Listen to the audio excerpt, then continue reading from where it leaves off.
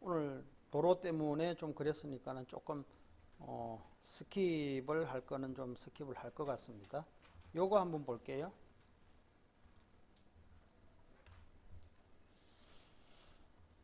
제가 요즘 낡은 빌라를 가끔씩 좀 많이 보여주죠. 요즘 빌라도요. 낡은 빌라도 갭이 많이 커져 갖고요. 서울에는 투자하기가 만만치가 않습니다. 만만치가 않아요. 경기도에도 투자하기가 갭이 만만치가 않은데 갭이 제일 작은 빌라 투자는 거의 지은 지 얼마 안 된 거 있잖아요. 전세 가격도 좀 좋고, 그럴 때는 갭이 얼마 안 되는데, 그거는 제가 더 올라갈 수 있는, 시세가 더 상향될 수 있는 여지가 내가 볼 때는 별로 올릴 수 있는 어떤 모티브가 안 나와요. 근데 점점 거의 다 낡아가고 있는 것들은 이제 새롭게 신축을 할 수 있는 법을 이제 만들어 갖고 있다 보니까는 이 부분을 제가 요즘 좀 이야기를 하고 있거든요. 지도 한번 잠깐 볼게요. 신정역이 있고 학교가 있죠. 학교가 있는데 요렇게 돼 있고 로드뷰를 한번 볼게요.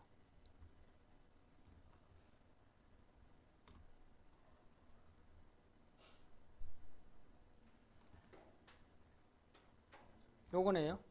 왼쪽에 이거네요.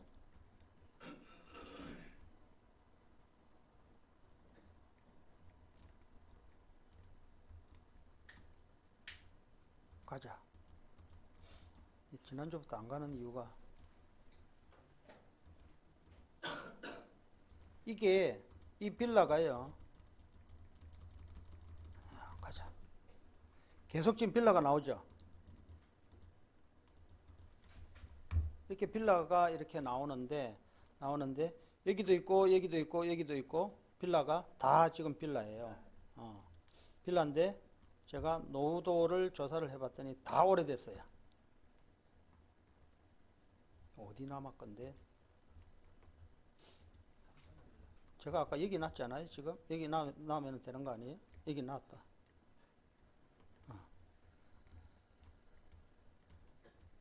이거 다 빌라죠. 이게 학교죠? 학교 지나왔나? 아파트고 요쪽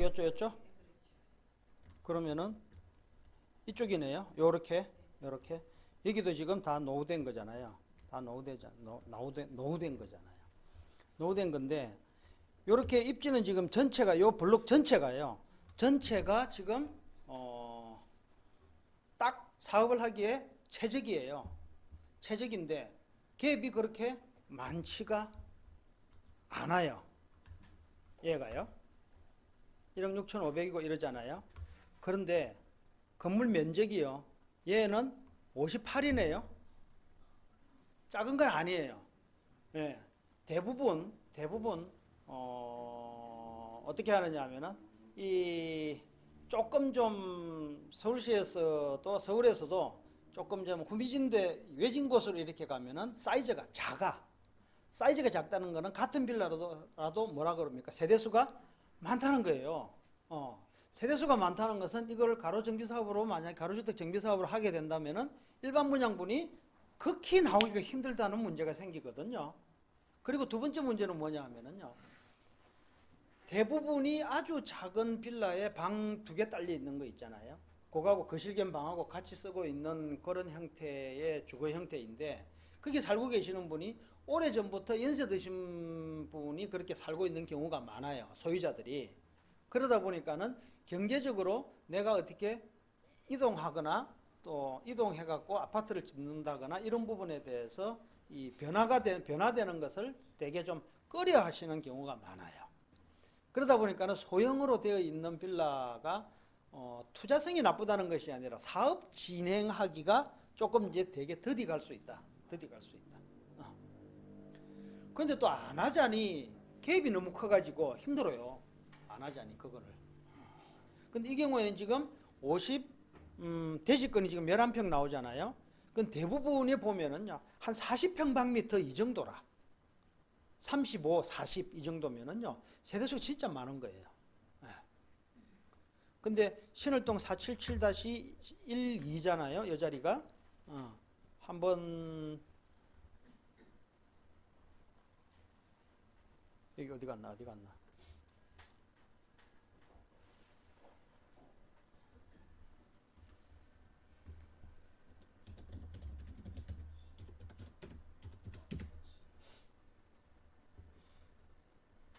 이거죠. 동 선택하라 그러면은 얘가 가동을 선택해 보면은 요거는 40이잖아요. 그죠? 연립주도 면적 작죠? 여기는요. 근데 나동을 해 보면은 이렇게 돼 있어. 아까 뭐가 잘못됐지? 이거 아니었어요? 연립주택 면적이 지금 40으로 나와 있네요. 아까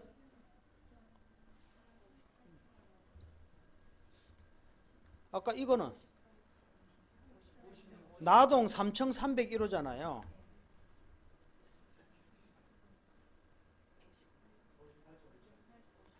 58.64인데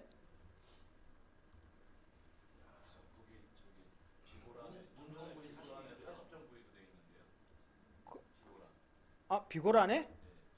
좀 전에?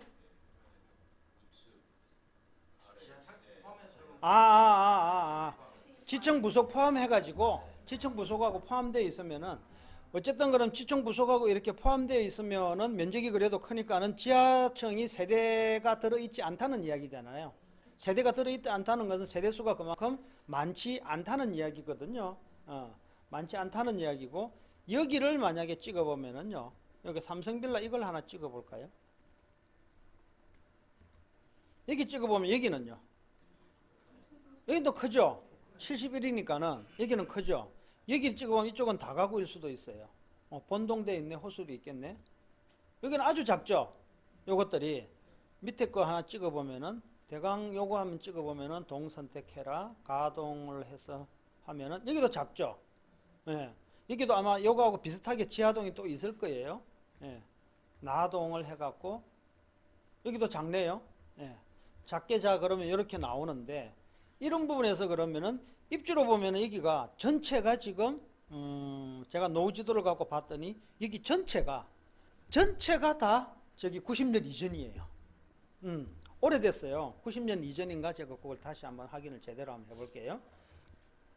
87년대 이때 지어진 거예요.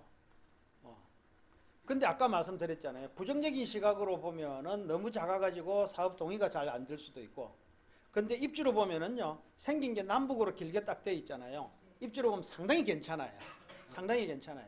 근데 세대수가 많다는 것은 동의가 잘 됐다 그러면 일반 세대가 많이 안 나올 수도 있죠. 그러니까 항상 시소의 원리가 있다고 저는 봐.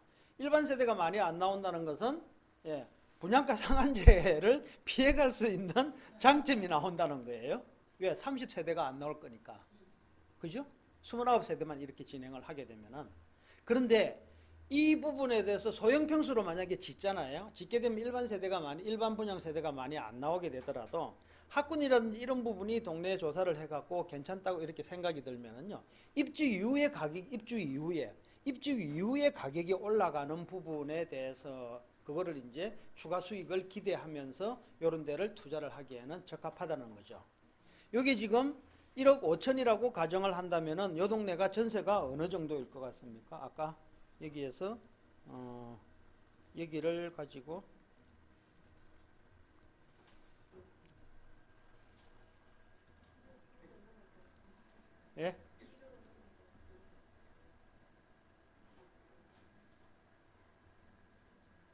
여기에 표준 전세가율이